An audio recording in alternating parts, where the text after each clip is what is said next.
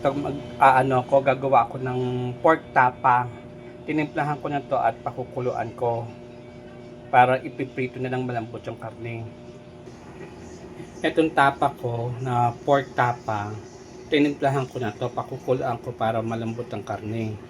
Kasi para ready to cook na, ipiprito na lang. So yan yung aking pork tapa.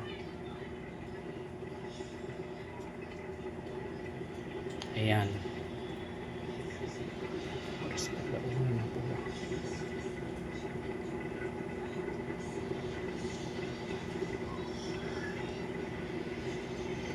Ito aking pork kumba.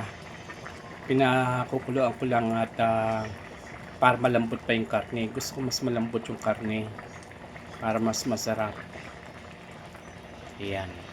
Actually luto na to eh. Masarap ang timpla.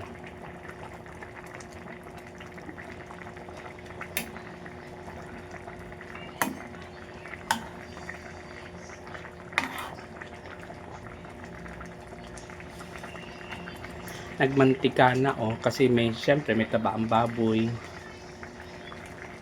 Kaya magmamantika yan.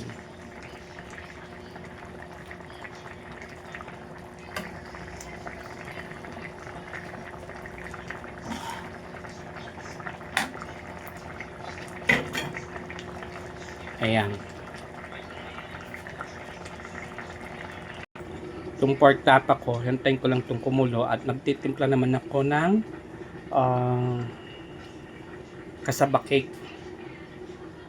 So yun lang guys, ito pork tapa to.